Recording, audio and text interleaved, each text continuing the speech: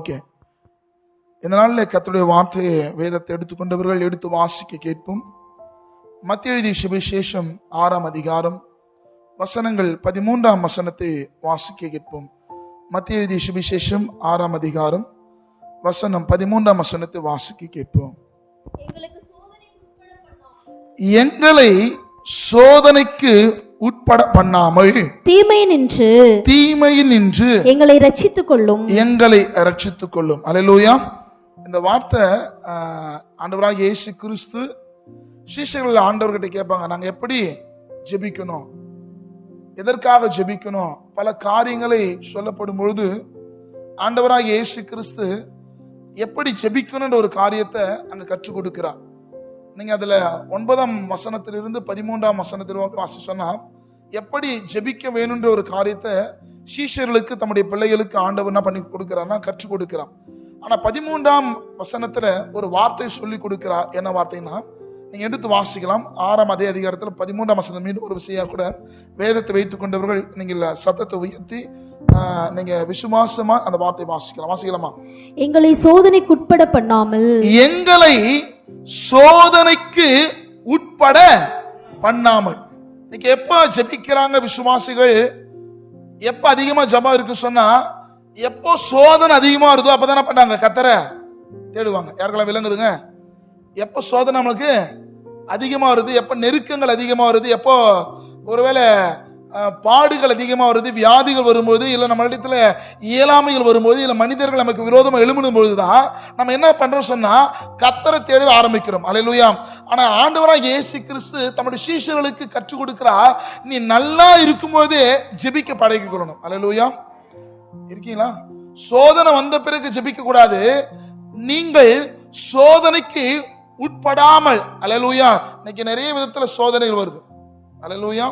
விசுவாசிகளுடைய வாழ்க்கையில் அநேக இடங்களில சோதனை. சில சோதனைகளை சகிப்பது ரொம்ப நல்லது, சில சோதனைகளை எதிர்த்து நிற்பது நல்லது, சில சோதனைகளை போராடுவது நல்லது, சில சோதனை நம்ம வாழ்க்கையில வரவே கூடாது. அல்லேலூயா. யாருக்கெல்லாம் விளங்குதுங்க? சோதனையில் பல விதத்தில் இருக்கும். ஆனா பல சோதனைகள், சில சோதனைகள் நம்ம போராடலாம். அந்த போராடுகிற காரியத்துல கர்த்தர் என்ன பண்ணுவார் சொன்னா, நீங்க ஜெபிக்கிறீங்க சொன்னா அந்த போராட்டத்தில் நிச்சயமா கர்த்தர் என்ன பண்ணுவாரு, ஜெயத்தை கர்த்தர் கொடுப்பார். இதனால் கர்த்தருடைய வார்த்தை சொல்லப்படுகிறது, சோதனை வந்த பிறகு ஜெபிப்பது அல்ல ஜெபம், நான் சோதிக்கப்படுவதற்கு முன்பதாகவே தேவ சமூகத்துல முழங்காலில் நின்று ஜெபிக்கிற ஜெபம் என்னுடைய எல்லா அங்கலாய்ப்புகளை கர்த்தர் மாற்றுவார். அல்லேலூயா. நீங்க வாசிக்கலாமா? அது 13ஆம் வசனத்தை கொஞ்சம் நிறுத்தி நிதானமா அந்த வசனத்தை வாசிக்கலாமா? வாசிங்க. எங்களை சோதனைக்கு உட்பட பண்ணாமல், எங்களை சோதனைக்கு உட்பட. அல்லேலூயா. வாசிக்கலாமா? எங்களை சோதனைக்கு உட்பட பண்ணாமல் தீமை நின்று, எங்கென்று தீமை நின்று எங்களை ரட்சித்து கொள்ளும். அல்லேலூயா. இன்னைக்கு நிறைய பேருடைய ஜெபம் ஏன் ஜெபிக்க முடியும்னு சொன்னா, நிறைய பேர் ரொம்ப ஸ்டெபிளா இருக்கிறீங்க. ஆரம்ப நாட்களில் நம்ம சில போராட்டத்துல, சில அடிமைத்தனத்துல, சில பாவத்துல, சில காரியத்துல நம்ம மூழ்கிகள் இருந்திருப்போம். ஆனா முழுகப்பட்டிருந்த காரியத்துல கர்த்தர் நமக்கு விடுதலை கொடுத்திருப்பாரு, நம்முடைய வாழ்க்கை கர்த்தர் மாற்றி இருப்பாரு, நம்முடைய சூழ்நிலைகளை கர்த்தர் மாற்றி இருப்பாரு. காலங்களும் சூழ்நிலைகள் மாறப்படும் போது நம்முடைய சோதனைகளும் மாற்றப்படுகிறது. யாருக்கு விளங்குதுங்க? காலங்களும் சூழ்நிலைகளும் மாற்றப்படும் போது நமக்கு எதிராக இருக்கிற சோதனைகளும் மாற்றப்படுகிறது.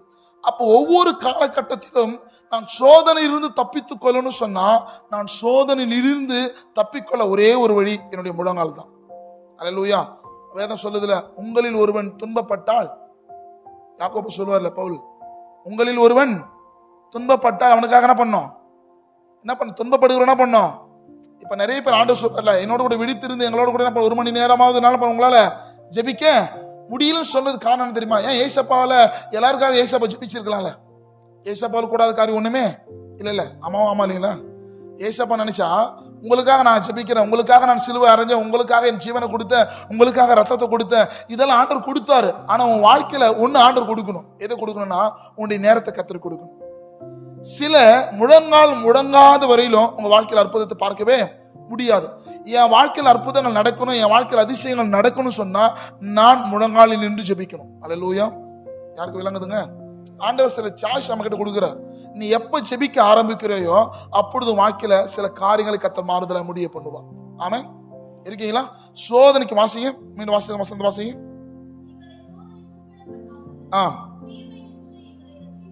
தீமையில் இருந்து எங்களை என்ன பண்ணோமா? அப்போ பிரச்சனை வரும்போது என்னால பண்ண முடியாது, ஜெபிக்க முடியாது.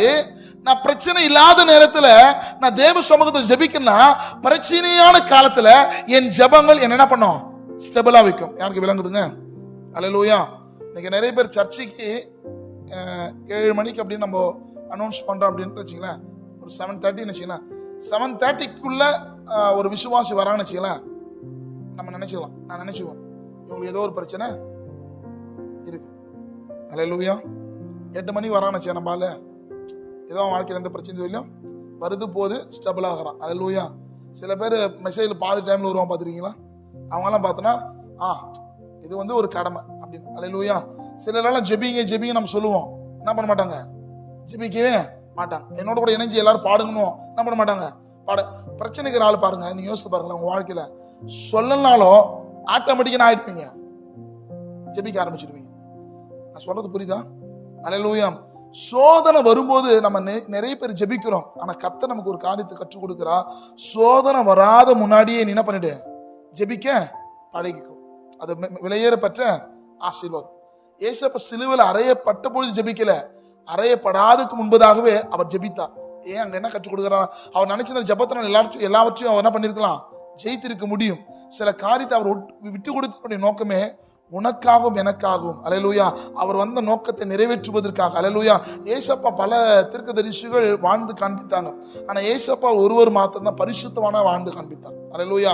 அதை வாழ்ந்து காண்பதற்கு நமக்கு ஒரு அடையாளத்தை கர்த்தர் வைத்து போயிருக்கார். சொன்னா ஜெபம் என்கின்ற ஒரு காரியம் உங்க வாழ்க்கையில் இருக்கு சொன்னா, இந்த உலகத்தில் இருக்கிற எல்லா சோதனைகளும் ஜெயிக்க முடியும். அல்லேலூயா. நீங்க எடுத்து வாசிக்க கேட்கலாம். யாக்கோபு 4 அதிகாரம் 7 வசனத்தை வாசிக்க கேட்கலாம். யாக்கோபு 4:7. ஆகையால் தேவனுக்கு கீழ்ப்படிந்திருங்கள், பிசாசுக்கு எதிர்த்து நில்லுங்கள். அல்லேலூயா. இன்னைக்கு நிறைய நேரத்துல பிரச்சனை வந்த உடனே நம்ம யாருக்கு எதிர்த்து நிக்கிறது இல்ல, பிசாசுக்கு எதிர்த்து நிக்க திராணி இல்லாத காரணம் தெரியுமா? பிரச்சனை நீயே ஆல்ரெடி நான் இருக்கிற பலவீனமா இருக்கிற, நீயே சோர்ந்து போயிருக்கிற, உன்னாலே பல நெருக்கங்கள் பல போராட்டங்கள் ஒரு சரீர பிரகாரமாகவும் பல இடத்துல சில நெருக்கங்கள் வரும்போது உன்னால என்ன பண்ண முடியல, நிற்கவே முடியல. ஆனா அதோடு கூட என்ன பண்ண முடியும் சொன்னா, இந்த உலகத்துல எனக்கு எதிராக இருக்கிற பிசாசால என்ன பண்ண முடியல, எதிர்த்து நிற்க முடியல. நீங்க வாசிங்க 4:7 வாசிங்க. ஆகையால் தேவனுக்கு கீழ்ப்படிந்திருங்கள். யாருக்கு கீழ்ப்படிந்திருங்கள்? தேவனுக்கு கீழ்ப்படிந்திருக்கிற பிள்ளைகள் நீங்க சந்தோஷமா இருக்கிற நேரத்தில் அதிகமா என்ன பண்ணுங்க, ஜெபிக்கணும். அல்லேலூயா. சோதனை வராத முன்னாடி என்ன பண்ணும், அதிகமா ஜெபிக்கணும். இருக்கீங்களா? நோவுடைய காலத்தில் கர்த்தர் ஒரு சோதனை அனுப்புன்னு சொன்னார். 40 நாள் இரவும் பகலும் மழை வரும்னு சொன்னார். சொன்ன உடனே சோதனை வராத முன்னாடியே அவர் கர்த்தர் சொன்ன வார்த்தையின்படி கேட்டு கீழ்ப்படிந்து அவர் செயல்படுத்ததுனாலதான் குடும்பங்கள் காப்பாற்றப்பட்டது. உன் குடும்பங்கள் காப்பாற்றப்படணும் சொன்னா உன் முழங்கள் ரொம்ப அவசியம். யாருக்கு புரியுதுங்க? உங்க குடும்பங்கள் காப்பாற்றப்பட வேண்டும், உங்க வாழ்க்கையில ஆசீர்வாதங்களை பார்க்கணும் சொன்னா நீ முழங்காலில் நின்று ஜெபிக்கிற ஜெபமானது சோதனையிலிருந்து உங்களை தப்பிக்கும்படி கர்த்தர் வழி செய்வான். அல்லேலூயா. நீ முழங்கால் நிற்கிற அந்த நின்றுதல் நீ யாருக்கு எதிராக நிற்கிற? பிசாசுக்கு. யாருக்கு விளங்குதுங்க? நான் கர்த்தருக்கு கீழ்ப்படிந்து முழங்கால் படிடுறேன், என்னுடைய முழங்கால் பிசாசு எப்படியா நிக்குது, எதிர்த்து நிற்கிற ஆயுதமா இருக்குது. அல்லேலூயா. நான் மீண்டும் சொல்றேன், நீ ஜெபிக்கிற ஜெபமானது ஒன்றும் இந்த உலகத்துல வெறுமையாகாது. நீ ஜெபித்த ஒவ்வொரு ஜெபத்திற்கும் நிச்சயம் பதில் வரும். விசுவாசிக்கிறோம், ஆமென் சொல்லல. ஆனா அநேக ஆண்டுகளா நானும் ஜெபிக்கிறேன், என் குடும்பத்துல இந்த பிரச்சனை மாறுமா, என் அநேக நாட்களா என் வாழ்க்கையில் சந்தோஷமே இல்லை, நான் கண்ணீரின் பள்ளத்தாக்கில தனிமையில போய் கொண்டு இருக்கிறேன். ஒன்னு புரிஞ்சு கொள்ளுங்க, உங்கள் ஜெபம் உங்களை பாதுகாக்கும். அல்லேலூயா. உங்க தனிமையை கர்த்தர் மாற்றுவா. ஒருவேளை எத்தனையோ அங்கலாய்ப்புகள் இருக்கலாம், எத்தனையோ நெருக்கங்கள் இருக்கலாம், இந்த வார்த்தை கேட்டுக்கொண்டு இருக்கிற உங்க வாழ்க்கையில கர்த்தர் இந்த நாள் ஒரு விடுதலை கொடுக்க தேவன் உண்மையிலவரா இருக்கிறார். விசுவாசிக்கிறீங்களா? நீங்க எடுத்து வாசிக்க கேட்போம். எரேமியாவுடைய தீர்க்க தரிசன புஸ்தகம் 15 அதிகாரத்துல 21 வசனத்தை வாசிங்க.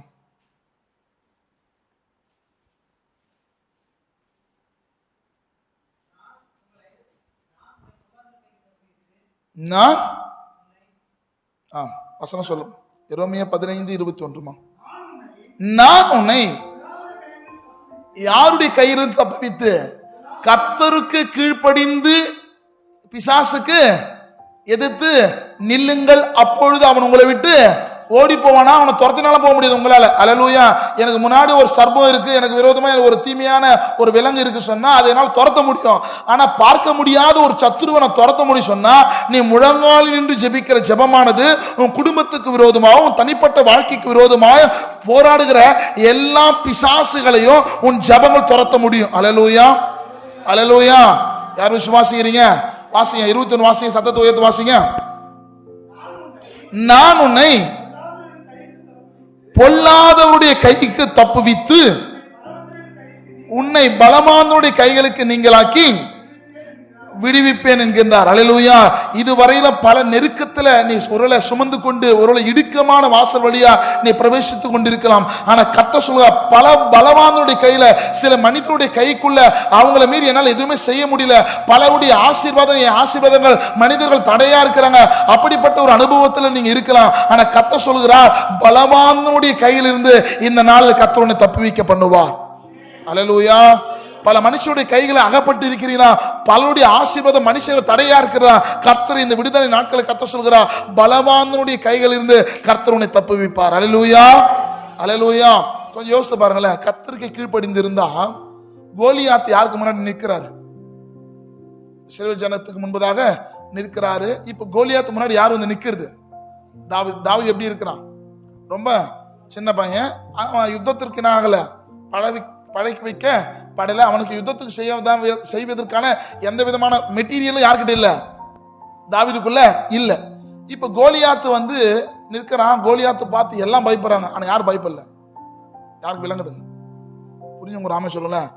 நீ கர்த்தருக்கு கீழ்ப்படிந்தா உனக்கு முன்பதாக எத்தனை பெரிய கோலியாத்துகள் வந்தாலும் உன் ஆத்துமா பயப்படாது. பயப்படுதுன்னா உன்னை கர்த்தருக்கு என்ன பார்க்கல, கீழ்ப்படியல. யாருக்கு விளங்குதுங்க? பல பிரச்சனைகளுக்கு நான் பார்த்து பயப்படுறேன் அப்படின்னு உனக்குள்ள சில நபர்களை குறிச்சு உனக்கு பயம் வருதுன்னா, நான் இன்னும் யாருக்குள்ள ஸ்டடனா இல்ல, கர்த்தருக்குள்ள நான் நிலைச்சில்லன்னு சொன்னா நான் உலகத்துக்கு பயப்படுவேன். உலகமே கோலியாத்து பார்த்து பயப்படுது. சவுல் ராஜா பயப்படுறாரு. எதுக்காக பயப்படுறாரு? தாவீதுடைய ஆயுஷ் நாட்கள் அவ்வளவுதானு. ஆனா தாவீது நிற்கிறார். நல்லா யோசித்து பாருங்க. யாருக்கும் வராத ஒரு தெய்வீக ஞானம் தாவீதுக்கு கர்த்தர் ஏற்படுத்தினான். அங்க அவனுக்கிட்ட எதுவுமே இல்லை. ஆனா எதுவும் இல்லாத நேரத்தில் கர்த்தரை நோக்கி பார்த்து அவன் கீழே குனிஞ்சு இருக்கிற 5 கூழாங்கற்களை பார்க்கிறான். அல்லேலூயா. 5 கூழாங்கற்கள் உங்ககிட்ட இருந்தா அதுவே கூட கர்த்தர் ஆயுதமா மாற்றுவா. அல்லேலூயா. நான் சொல்றது உங்களுக்கு விளங்குதா? 5 கூழாங்கற்களால என்ன பண்ண முடியும், அதை வச்சு என்ன செய்ய முடியும்னு, அது ஒருவேளை விலை போகாத, தகுதியற்ற, அதுக்கு முன்பதாக பேசப்படாத ஒரு பொருளை கொண்டு தாவீது கையில் எப்போ வந்ததோ அப்பொழுது கூழாங்கல் பேசுகிற பொருளாய் மாற்றப்படுகிறது. நீ கர்த்தருடைய கையில நீ இருக்கிற சொன்னா உன்னை கர்த்தர் பேசும் பொருளாய் மாற்றுவா. யாருக்கு விளங்குதுங்க? கூழாங்கற்கள் கீழே இருக்கிற வரையிலும் வேதாகமத்தில் எழுதப்படல. கூழாங்கற்கள் எப்பொழுது தாவீது கையில் வந்ததோ அப்பொழுது பேசும் பொருளா மாறுது. யாருக்கு விளங்குதுங்க? நீங்கள் இயேசுவின் கையில் இருப்பீர்கள் என்று சொன்னா கர்த்தர் உங்க பேரை பெருமைப்படுத்துவா. அல்லேலூயா. எல்லாரும் வியந்தாங்க. அவங்ககிட்ட ஈட்டி இருக்கு, அவன்கிட்ட எல்லாமே பலவங்க வண்ண அங்கி இருக்கு, எல்லாத்துக்கும் தயாரா வந்திருக்கிறான். ஆனா இவன் தயாரே இல்லை, எதுவுமே இல்லை. ஆனா இவன் கர்த்தருக்கு கீழ்ப்படிஞ்சான். அவன் நின்னதுனால இவனுக்கு முன்னாடி இருக்கிற சத்துருவை கர்த்தர் முறியடிக்க கர்த்தர் கிருபை கொடுத்தார். அல்லேலூயா. நீங்க எடுத்து வாசிங்க அதே அதிகாரத்தில், மத்தேயு சுவிசேஷம் 6ஆம் அதிகாரத்துல 10ஆம் வசனம் வாசிங்க. மத்தேயு 6:10. உம்முடைய ராஜ்யம் வருவதாக, உம்முடைய சித்தம் பரமண்டலத்தில் செயல்படுவதை போல. அப்ப அங்க எங்க பரலோகத்துல என்ன இல்ல? தோல்வியே இல்ல. பரலோகத்துல கண்ணீர் இல்ல, கண்ணீரின் பள்ளத்தாக்குகள் இல்ல. அந்த பரலோக ராஜ்யத்துல ஒண்ணு ஒரு பொறாமை இல்ல, வைராக்கியம் இல்ல. நீ கர்த்தருக்கு கீழ்ப்படிஞ்சு இருந்தா இந்த உலகத்துல எத்தனை பொல்லாங்கும் வாழ்க்கையில செய்ய நினைச்சாலும் அது ஒண்ணு மேற்கொள்ளாது. அல்லேலூயா. சில சோதனை சகிப்பது ரொம்ப நல்லது. சோதனைக்குள்ள நீ வராத முன்னாடி ஆண்டவர் ஜெபிக்க கற்றுக் கொடுக்கிறார். சில சோதனை படுவது ரொம்ப நல்லது. அந்த சோதனை சில பிரமாணங்களை கற்றுக் கொடுக்கும். சோதனையிலே முழுக கூடாது. அந்த சோதனையில போக்கான வழியை நீங்க கற்றுக்கொள்ளணும். நீங்க நிறைய பேர், பிரதர் நான் பிறந்துட்டேன், நான் சாகரவில் எப்படிதான் வாழணும், இப்படியேதான் வாழ்ந்து தேவனுடைய சித்தமே இல்ல. அல்லேலூயா. யாருக்கு புரியுதுங்க? நீங்க நிறைய பேரு ஜெபிக்க வாங்க, ஆலயத்துக்கு வாங்க, எனக்கு நேரம் இல்லை, என்னால முன்ன மாதிரி ஜெபிக்க முடியல, முன்ன மாதிரி வேதத்தை வாசிக்க முடியல, முன்ன மாதிரி என்னால என்ன பண்ண முடியல, சர்ச்சை அட்டன் பண்ண முடியல அப்படின்னு சொல்றாங்கன்னா அவங்க வாழ்க்கையில் ஏதோ ஒரு காரியம் மாற்றப்பட்டு இருக்கு. யாருக்கு புரியுது? புரிஞ்சு சொல்லுங்கள, ஏதோ ஒரு காரியம் மாற்றப்பட்டு இருந்தால்தான் எங்க வர முடியாது, தேவ ராஜ்யத்திற்கு வர முடியாது. அல்லேலூயா. தேவ ராஜ்யத்திற்கு ஒருவன் தடை செய்கிறான் சொன்னா அவன் வாழ்க்கையில் ஏதோ ஒரு காரியம் கர்த்தருக்கு தடையா இருக்கு. புரிஞ்சுங்க நாம சொல்லுங்களேன். அல்லேலூயா. உனக்கு கவனிங்க, யாரெல்லாம் பிஸியா இருக்கிறேன் இல்ல கொஞ்சம் பிஸி அப்படின்னு சொல்ற ஆளெல்லாம் பார்த்தாவே யோசிக்கல. நான் அவங்க சொன்ன உடனே நான் புரிஞ்சுக்குவேன். என்ன புரிஞ்சோம், ஏதோ அவங்க வாழ்க்கையில கர்த்தருக்கு பிரியமில்லாத காரியம் இல்லைங்கதா. கர்த்தர் முதன்மையா இருக்கிறான்னா உலகம் எதுவா இருக்கும், செகண்டா இருக்கும். உலகம் முதன்மையா வச்சுட்டீங்கன்னா கடவுள் எங்க ஆயிடுவாரு? புரிஞ்சுங்க ராமன் சொல்லுங்களேன். அப்ப நேரம் இல்லைன்னு சொல்ற ஆள் யாருக்கு இடம் கொடுத்துட்டாங்க? உலகத்துக்கு. புரிஞ்சுங்க ஆமன் சொல்லுங்களேன். நீங்க கர்த்தருக்கு கீழ்ப்படிந்திருங்கள், பிசாசுக்கு எதிர்த்து நீங்க எடுத்து வாசிக்க கேட்கலாம். யோவான் சுவிசேஷம் 17ஆம் அதிகாரத்துல 15ஆம் வசனம் வாசி. யோவான் சுவிசேஷம் 17:15. நீர் அவர்களை உலகத்திலிருந்து எடுத்துக்கொள்ளும்படி நான் வேண்டிக் கொள்ளாமல் நீர் அவர்களை என்ன, அதாவது பிரச்சனை வந்தோடனே நான் போய் இந்த உலகத்துல என்னால் வாழவே முடியாது அப்படின்னு அல்ல. இந்த உலகத்துல ஆண்டவர் நல்ல கவனிங்க, சீஷர்கள் கேட்கிறாங்க, ஆண்டவரே பிரச்சனையே வராம நாங்க என்ன பண்ணுவோம், எங்களை பாதுகாக்கணும்னு சொன்னா நாங்க என்ன செய்யணும் கேட்கும்போது ஆண்டவர் சொல்றாரு, நீங்க ஜெபம் பண்ணுன்ற. நீங்க என்ன பண்ணணும்? ஜெபம் பண்ணணும். ஏசப்பாக்கு சீஷர் மேல பெரிய நம்பிக்கை இருந்துச்சு. என்ன நம்பிக்கை இருந்துச்சுன்னா, நீங்கள் ஜெபித்தால் உங்க பிரச்சனைகளை உங்க ஜெபங்கள் மாற்றணும். ஆனா சீஷர்கள் ஒருத்தனுக்குள்ள என்ன இல்ல, ஒருவருக்குள்ள அந்த விசுவாசம் இல்ல. ஆண்டவர் இந்த உலகத்துக்கு வந்தது நோக்கம் என்ன தெரியுங்களா? நீங்க பிரச்சனையோடு கூட மரிப்பது தேவ சித்தம் அல்லவே அல்ல. அல்லேலூயா. போராட்டத்தோடு கூடவே சோதனையோடு கூட வாழ்வது தேவனுடைய சித்தம் அல்ல. நீங்க சோதனையோடு கூடவே வாழ்வது தேவன் பிரியப்படுவதும் அல்ல. அல்லேலூயா. நீ வாசிமா, தொடர்ந்து வாசிங்க. நீர் அவர்களை உலகத்தில் இருந்து எடுத்துக்கொள்ளும்படி நான் வேண்டிக் கொள்ளாமல் நீர் அவர்களை எதில் இருந்தா தீமைகளில் இருந்து காக்கும்படி என்ன பண்றாரா? எதில் இருந்து என்ன காக்கணுமா? அந்த தீமை வந்த பிறகு ஜெபிக்க கூடாது, தீமை வராத முன்னாடி. புரிஞ்சுங்க நாம சொல்லுங்களேன். அல்லேலூயா. அதாவது பிரச்சனை வந்தா உபவாசம் போறது, பிரச்சனை வந்த பிறகு ஜெபம் அதிகமா பண்றது, பிரச்சனை வந்தவரை சர்ச்சை இப்படி இல்லைங்க. நீ நல்லா இருக்கும்போது என்ன பண்ணணும்? கர்த்தரை தேட பழகிக்கொள்ளணும். நீ எடுத்து வாசிங்க. மத்தேயு சுவிசேஷம் 26ஆம் அதிகாரத்துல 41ஆம் வசனம் வாசிமா. மத்தேயு சுவிசேஷம் 26:41. நீங்கள் சோதனைக்கு உட்படாதபடிக்கு என்ன பண்ணணுமா? என்ன பண்ணணுங்க? விழித்திருந்து ஜெபிக்கணும். சோதனை வரணும், வந்த பிறகு ஜெபிக்க கூடாது. சிலருக்கெல்லாம் நான் சொல்லுவேன், இந்த குடும்பத்தில் இந்த காரியம்லாம் நடக்கும், இந்த காரியம்லாம் மாறப்போகுது அப்படின்னு ஒரு சில விஷயங்கள் நமக்கு கர்த்தர் சொப்பனத்தின் மூலமாகவும் ஊழியர்கள் மூலமா கர்த்தர் நமக்கு வெளிப்பாடுகளை கொடுத்தார்னா அந்த வெளிப்பாடுகளுக்காக என்ன பண்ணணும்? ஜெபிக்கணும். புரிஞ்சுங்க ஆமென் சொல்லுங்களேன். இப்ப வசனம் வாசிங்க. நீங்கள் சோதனைக்கு உட்படாத படிக்கு விழித்திருந்து என்ன பண்ணணும்? அப்ப ஜெபம் தான் என்னை சோதனை தப்பி வைக்க பண்ணும். உன் ஜெபம் தான் உன் சோதனையை மாற்றும். அல்லேலூயா. அப்போ எனக்காக ஜெபிக்க ஃபாஸ்ட் இருக்கிறாங்க, எனக்காக ஜெபிக்க என் அம்மா இருக்காங்க, எனக்காக ஜெபிக்க என்னுடைய சபைகள் இருக்கு. எல்லாவற்றுக்கும் சபை இருக்காது, எல்லாவற்றுக்கும் உங்களுடைய ஃபாஸ்ட் இருக்க மாட்டாங்க. உன் பிரச்சனை மாறணும் சொன்னா வேதம் சொல்லப்படுகிறது, சோதனையில் இருந்து தப்பித்துக் கொள்ள சொன்னா நீ விழித்திருந்து ஜெபிக்கணும். இது யார் மேல விழுந்து கடமை? யாருக்கெல்லாம் சோதனை வருதோ அவன் என்ன பண்ணும்? என்ன பண்ணுங்க? விழித்திருந்து. சத்தமா சொல்ல மாட்டேங்கிறீங்களா? நீங்க விழித்திருந்து ஜெபிக்க ஆரம்பிச்சிட்டீங்கன்னா உன் வாழ்க்கையில பல மாறுதல்களை கத்த செய்வான். விளங்குதா? வாசனம் வாசிங்க. நீங்கள் சோதனைக்கு உட்படாதபடிக்கு ஜெபம் பண்ணுங்கள். ஆவி உற்சாகமா இருக்கும், ஆனா மாம்சமோ பலவீனமாக்கும். அல்லேலூயா. பலவீன நேரத்தில் என்னால ஜெபிக்க முடியாது, ஆனா ஆவி பலமா இருக்கும்போது என்னால் தேவ சமூகத்தில் வரவே முடியாது. அல்லேலூயா. தேவப்பிள்ளையா இருக்கிற நீங்கள் ஒன்று அறிந்து கொள்ளுங்கள், சோதனை வந்த பிறகு ஜெபிப்பது அல்ல விசுவாசம். சோதனைக்கு முன்பதாகவே என்னுடைய ஜெபம் என்னை பாதுகாக்கணும், என் குடும்பத்தை பாதுகாக்கணும், என் சபையை பாதுகாக்கணும், என் பிள்ளைகளை பாதுகாக்கணும். பிள்ளைகளுக்கு பிரச்சனை வந்தோடனே அம்மா உபவாசிப்பது அல்ல, பிள்ளைகள் நல்லா இருக்கும் போது உன் பிள்ளைகளுக்காக நீ ஜெபிப்பது தான் உண்மையான ஜெபம். அல்லேலூயா. என சோதனைக்கு உட்படுத்தாதபடிக்கு விழித்திருந்து, அல்லேலூயா, வந்துட்டு பிறகு ஜெபம் பண்றதல்ல, வரதுக்கு முன்பதாகவே அசதியாயிராமல் எப்படி இருக்கணுங்க, ஜாக்கிரதையா எடுத்து வாசிக்க கேட்கலாம். யோவான் சுவிசேஷம் 17 1 கொரிந்தியர் 10:13 வாசியும். 1 கொரிந்தியர் 10:13. மனுஷனுக்கு நேரிடுகிற சோதனை அல்லாமல் வேறொரு சோதனை உங்களுக்கு நேரிடவில்லை. யார் இப்படி இருக்கிறாரு? என்னதான் சோதனை வாழ்க்கையில ஒருவேளை தலைக்கு மேல வந்தாலும் கூட அவர் எப்படியா இருக்கிறார்னா அவர் உண்மையுள்ளவரா இருக்கிறார். எப்படி உண்மையுள்ளவரா இருக்கிறார்னா அவருக்கு கீழ்ப்படிந்திருந்தா சத்துருக்களை அவர் ஓட பண்ணுவா. அல்லேலூயா, வாசிங்க. தேவன் உண்மையுள்ளவராய் இருக்கிறார். உங்கள் திராணிக்கு மேலாக சோதிக்கப்படுவதற்கு அவர் இடம் கொடாமல் சோதனையை தாங்கத்தக்கதாக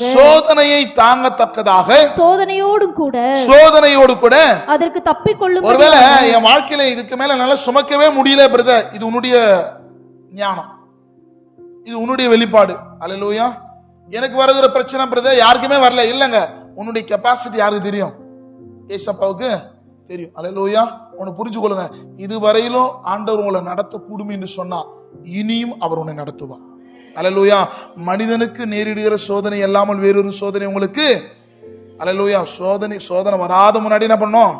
ஜெபிக்கணும். சோதனை வந்த பிறகு அதை விட அதிகமா ஜெபிக்கணும். யாருக்கு புரியுதுங்க? சோதனை வராத முன்னாடியும் ஜெபிக்கணும், சோதனை வந்த பிறகு அதை விட அதிகமா ஜெபிக்க பழகிக்கொள்ளுடைய வாழ்க்கையில கர்த்தர் மகிமையான காரியம் செய்வார். அல்லேலூயா. நீங்க எடுத்து வாசிக்க கேட்போம். 1 தீமோத்தேயின் புஸ்தகத்துல பிரைஸ்லாம். அதுக்கு முன்பதாக 2 தீமோத்தேயில 4ஆம் அதிகாரத்துல 17-18 வசனம் வாசிங்க. கர்த்தரோ எனக்கு துணையாக நின்று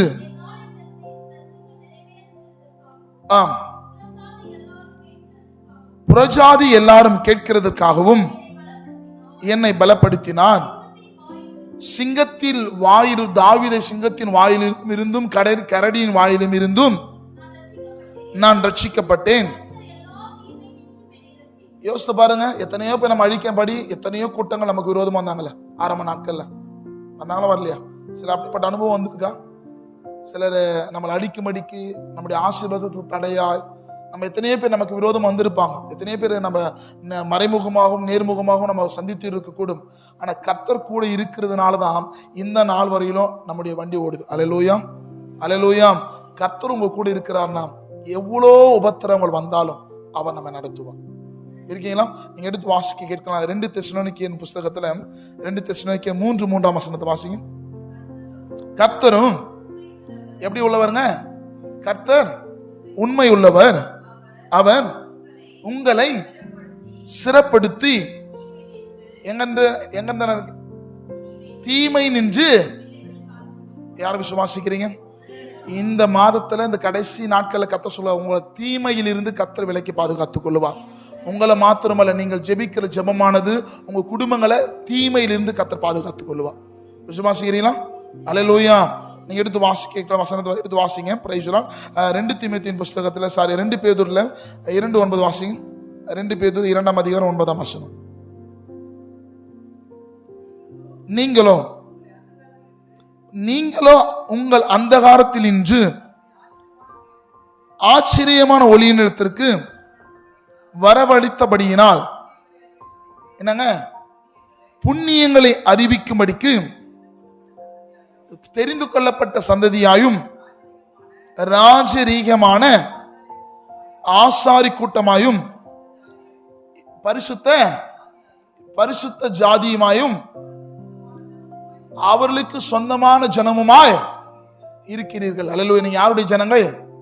கர்த்தருடைய சொந்த, சத்தமா சொல்லுங்களேன், கர்த்தருடைய சொந்த. எடுத்து வாசிக்கலாம். ரோமருக்கு எழுதிய நிருபணம் 11ஆம் அதிகாரத்தில் 16ஆம் வசனம் வாசிங்க. ரோமருக்கு எழுதிய நிருபணம் 11:16.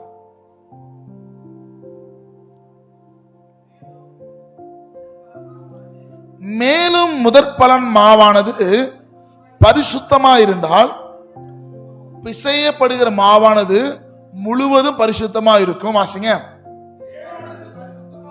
என்னங்க? வேறானது பரிசுத்தமா இருந்தால் இங்க வேர் என்பது யாரை குறிக்கிறது சொன்னா ஆபிரகாமை குறிக்கிறது. வேர் என்பது ஒலிவ மரத்தை குறிக்கிறது.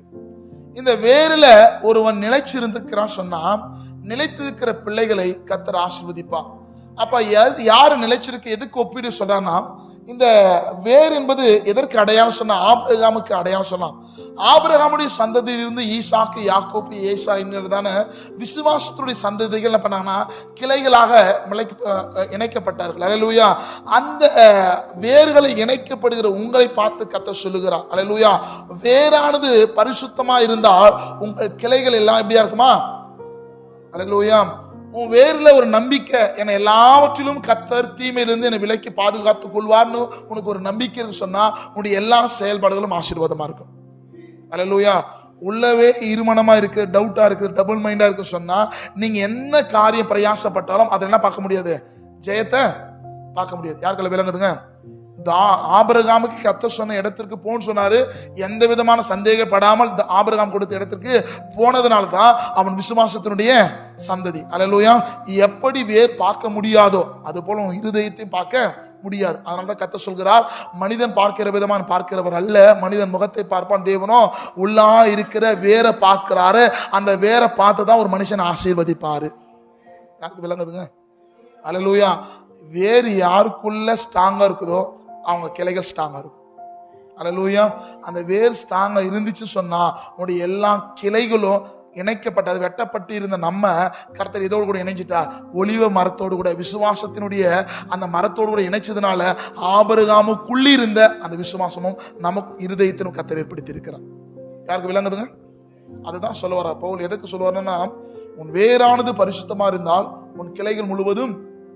அப்ப இருதயத்துல நீ முழுசா அவன் நம்பிட்டுன்னு சொன்னா நீ எந்த ஒரு பிரச்சனை குறிச்சு என்ன பண்ண மாட்ட? பயப்பட மாட்ட. எந்த ஒரு பிரச்சனை உன் என்ன பண்ணாது? உன் இருதயம் பாதிக்காது. இன்னைக்கு நிறைய பேரு எதுல தன்னை அடையாளப்படுத்த ஆரம்பிக்கிறான்னா வெளித்தோற்றத்துல கிறிஸ்தவனை போல உடை அணிந்து கொள்வதற்காகவோ கிறிஸ்தவர்களை போல நம்முடைய சுபாவங்களை மாற்றிக்கொள்வதற்காகவோ அல்ல. தேவன் எதை பார்க்கிறான் சொன்னா யாரும் பார்க்கப்படாத இருதயத்தை பார்க்கிறவர்.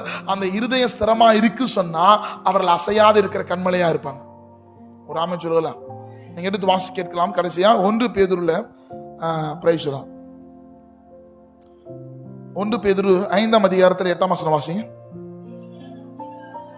எப்படியா இருக்கணுங்க? தெளிந்த புத்தி உள்ளவர்களாக இருங்கள். என்ன பண்ணணுங்க? அதாவது நிறைய இடத்துல நம்ம விழிக்காம இருக்கதான் ரொம்ப பிரச்சனையே. கிறிஸ்தவங்க தெளிந்த புத்தி உள்ளவர்களா இருக்கணும். விழித்திருங்கள். ஏனெனில் உங்கள் எதிராளியா இருக்கிற பிசாசானவன் இருதயத்தை வஞ்சிப்பான். இருதயத்தில் இருக்கிற வேற அழிக்கும்படிக்கு இருதயத்தில் அவமான சிந்தையில் அவமான எண்ணங்களை, இப்படிப்பட்ட துர்காரியங்களை யார் கொண்டு வர முடியும் சொன்னா பிசாசால கொண்டு வர முடியும். அதனால கர்த்தர் சொல்கிறார், வாசிக்கலாம், தெரிந்த புத்தி உள்ளவராய் இருங்கள், விழித்திருங்கள். ஏனெனில் உங்கள் எதிராளியா இருக்கிற பிசாசானவன் கெர்ச்சிக்கிற சிங்கம் போல, அவன் சிங்கம் அல்ல, சிங்கத்தை போல பிம்பத்தை வைத்துக் கொண்டு எவனை விழுங்கலாமோ என்று வகை தேடி அலைந்து திரிகிறான். அப்போ அலைந்து திரிகிறவன் எவன் அந்த வலைக்குள்ள விழுவான் சொன்னா, எவன் வேருக்குள்ள உறுதி அற்றவனா இருக்கிறானோ அவன் எதற்குள்ள விழுந்து போவான்? வலைக்குள்ள. யாருக்கு புரியுதுங்க? புரிஞ்சவங்க ராமன் சொல்லுங்கள. உன் வேரானது பரிசுத்தமா இருந்தால் உன் கிளைகள் முழுவதும் இருக்குமா? அல்லேலூயா.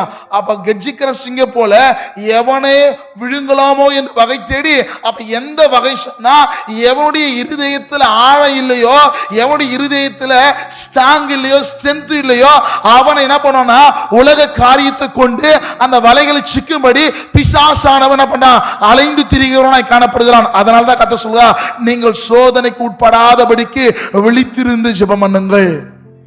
ஆமென் சொல்லுங்களேன். அல்லேலூயா. விழித்திருந்து தெளிந்த புத்தி உள்ளவர்களாயிருங்கள். அல்லேலூயா. தெளிந்த புத்தி எப்படி இருக்கணுங்க? கிறிஸ்தவ எப்படி இருக்கணுங்க? இது பிசாசு கொடுக்குதா இல்ல இது யாரு கர்த்தர் கொடுக்குறான்ற ஒரு உங்களுக்கு தெளிந்த புத்தி இருக்கு சொன்னா உன்னோடு கர்த்தரோடு கூட நடக்கிற சுபாவங்கள் அதிகரித்து கொண்டே இருக்கும். அந்த வசனம் மீண்டும் வாசியமா, தெரிந்த புத்தி உள்ளவர்களாயிருங்கள், விழித்திருங்கள்.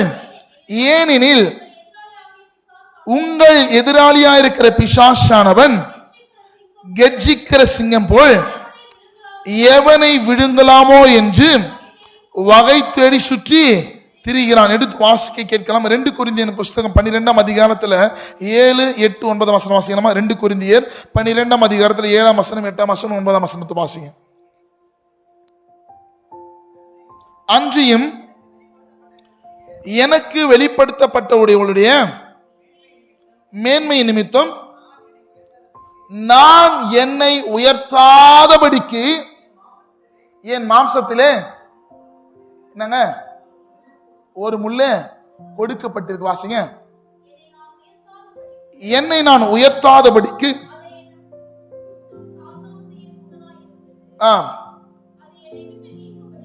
அதை என்னை விட்டு நீங்கும்படிக்கு நான் 3 தரம் கர்த்தரிடத்தில் வேண்டிக் கொண்டேன். அதற்கு அவர் என் கிருபை உனக்கு. இன்னைக்கு நிறைய பேருடைய பலவீனம் எதில் தெரியுமா? எனக்கோ ஒரு இடத்துல நான் ஆண்டவருக்கு விரோதமாகவும் நான் செய்த காரியத்தை அந்த முள்ளை வச்சு என்ன பண்ணினே இருப்பான், பிசாசானவன் என்ன குத்திட்டே இருப்பான். அல்லேலூயா. குத்துறதுனால எனக்கு ஒரு பலவீனம். அல்லேலூயா. நீ சொல்லு, என்னுடைய எல்லா பாவத்தையும் அவருடைய கல்வாரி சிலுவையில முள்ளால குத்தி என்னை கர்த்தர் நீதிமான மாற்றி இருக்கிறாரு. அல்லேலூயா. அல்லேலூயா. விழித்திருந்து சோதனைக்கு உட்படுத்தாதபடி விழித்திருந்து ஜெபம் பண்ணுங்கள். எடுத்து நீங்க வாசிக்க கேட்கலாம். Praise lord. அதே அதிகாரத்தை நீங்க வாசிக்க. Praise lord. எனக்கு நேர இல்லறதுல நான் சீக்கிரம் 1 யோவான்ல 3ஆம் அதிகாரம் 8ஆம் வசனம் வாசிமா. 1 யோவான் 3:8.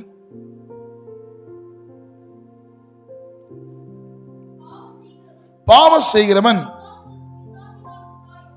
பிசாசினால் உண்டாயிருக்கிறான். ஏனெனில் பிசாசானவன் ஆதி முதல் பாவம் செய்கிறான். பிசாசனுடைய கிரியைகளை யாருங்க? பிசாசனுடைய கிரியைகளை அழிக்கும்படிக்கே இந்த உலகத்தில் ஆண்டவராகிய இயேசு கிறிஸ்து வெளிப்பட்டவங்க. ஆமென் சொல்லுங்களேன். விசுவாசிக்கிறவங்க, என் பாவத்தை அவர் எல்லாவற்றையும் மாற்றி என்னை அவருடைய பிள்ளையா மாற்றுவார். அல்லேலூயா. நான் ஒன்று சொல்றேங்க, சோதனை வந்த பிறகு ஜெபிப்பதை காட்டிலும் சோதனை வராதற்கு முன்பதாகவே நீங்கள் விழித்திருந்து ஜெபிப்பீர்கள் என்று சொன்னா எல்லாவற்றும் தேவனுடைய பாதுகாப்பு உங்களை ஆளுவிச்சு. அல்லேலூயா. சோதனையோடு கூட வாழ்வது தேவனுடைய சித்தம் அல்ல. சில சோதனை நம்ம சகிக்கலாம், அது ரொம்ப நல்லது. சில கற்பனைகள் அது நிமித்தம் நம்ம அறிந்து கொள்ளலாம். சோதனை நம்ம மேற்கொள்கிற சில அனுபவங்கள் வரும். ஆனா சில சோதனைகள் கிட்ட நம்ம போகவே கூடாது. எல்லாவற்றிலும் விசுவாசிகள் எப்படியா இருக்கும் சொன்னா ரொம்ப தெளிந்த புத்தி உள்ளவளா இதோடு கூட நம்ம ஹேண்டில் பண்ண, யாரோட கூட பேசணும், யாரோட உறவுகளை வைத்துக் கொள்ளணும், யாரோட கூட இணக்கமா இருக்கணும், யாரோட நம்ம சொல்லணும் என்ற காரியத்தில் நம்ம தெளிந்த புத்தி உள்ளவளா இருக்குன்னு சொன்னா கர்த்தர் நிச்சயமா தம்முடைய பிள்ளைகளுக்கு தம்முடைய ஆசீர்வாதத்தை அவர் கொடுப்பதற்கு உண்மையுள்ளவரா இருக்கிறார். விசுவாசிக்கிறீங்களா? அல்லேலூயா. ஒன்னு சொல்லுங்க, எந்த பேர்பட்ட சோதனையா இருந்தாலும் சோதனைகளை காட்டிலும் கர்த்தர் பெரியவர். அப்ப சோதனை மூலமா தான் அந்த உலகத்தை அவர் எப்படி ஜெயிச்சார்னா ஜெபத்தினால் ஜெயிச்சார். வனாந்திரத்துல போய் ஜெபம் பண்ணார், கெத்செமனே தோட்டத்துல போய் ஜெபம் பண்ணார், தனித்திருந்து ஜெபம் பண்ணார். இதெல்லாம் எதை கற்றுக் கொடுக்குன்னு சொன்னா அவர் ஜெபித்ததுனாலதான் அந்த உலகத்துல அவர் ஜெயமா வாழவே முடிந்தது. அல்லேலூயா. அப்ப இந்த உலகத்துல ஜெயமான வாழ்க்கை வாழ ஒரே ஒரு வழியை சொன்னா தேவ சமூகத்துல நிற்கிற முழங்கால் ஜெபம் தான் உன்னை எல்லாவற்றிலும் ஜெயமா வாழ வைக்க முடியும். அல்லேலூயா. நீ நினைக்கலாம் என்கிட்ட பணம் இருக்கு, பொருள் இருக்கு, இதெல்லாம் இருந்தாலும் கூட நல்லா கவனிக்கணும், இதெல்லாம் தேவ ராஜ்யத்துக்கு என்னை கொண்டு போக முடியாது. ஆனா தேவ சமூகத்துல நான் முழங்கால் படிட்டு ஜெபிக்கிற ஜெபம் தான் என்னை பரலோக ராஜ்யத்துக்கு கொண்டு போக முடியும். அல்லேலூயா. பணம் இல்லாம கூட பரலோக ராஜ்யத்துக்கு போயிடலாம், வீடு இல்லாலும் பரலோக ராஜ்யத்துக்கு போயிடலாம். அல்லேலூயா. இல்ல எனக்கு அங்கீகாரம் இல்லை அப்படின்னாலும் பரலோக ராஜ்யத்துக்கு போயிடலாம். ஆனா ஜெபம் இல்லாத ஒருவன் எங்க போக முடியாது. யாருக்கு விளங்குதுங்க? அல்லேலூயா. அப்ப சோதனைக்கு உட்படுத்தாதபடிக்கு விழித்திருந்து, அல்லேலூயா. அப்போ பிரச்சனை வருவதற்கு முன்பதாகவே விசுவாசம் என்ன பண்ணும்? ஜெபிக்க பழகி கொள்ளும். அப்ப ஜெபிக்க பழகி கொண்டு என்ன ஆயிடும்னா, அப்ப பிரச்சனை அதிகமா வருதுன்னா, சோதனை அதிகமா வருதுன்னா இந்த ஜெபத்தை விட அந்த ஜெபம் அதிகமா மாறும். யாருக்கு விளங்குதுங்க? இதுதான் தெளிந்த புத்தி. அல்லேலூயா. அப்ப எங்க இருதயத்துல பலவீனமோ இருக்குதோ அந்த இடத்துல தான் நமக்கு பிசாசு என்ன பண்ண வருவான்? பிரச்சனைய கொண்டு வருவான். ஏனென்றால் அவன் கெர்ச்சிக்கிற சிங்கம் போல எவனை விழுங்கலாமோ என்று வகை தேடி அவன் சுற்றி திரிகிறான். ஆனா ஆண்டவர் சொன்ன, நானும் அவைகளுக்கு ஜீவனை உண்டாக்கவோ அந்த ஜீவனில பரிபூர்ண படம் வந்தேன்னு கர்த்தர் சொல்றார். அல்லேலூயா. அப்ப எதெல்லாம் குறையா இருக்குதோ இந்த மாதத்துல நீங்க விசுவாசிகள் குறைவா இருக்கிற எல்லாவற்றிலும் கர்த்தருடைய பரிபூர்ணத்தை தம்முடைய பிள்ளைகளுக்கு கொடுப்பார். அல்லேலூயா. நீங்க ஒண்ணு பண்ணுங்க, ஒண்ணு பழகி கொள்ளுங்க, ஜெபிக்க பழகி கொள்ளுங்க. உங்க நேரத்தை யாரு கொடுங்க?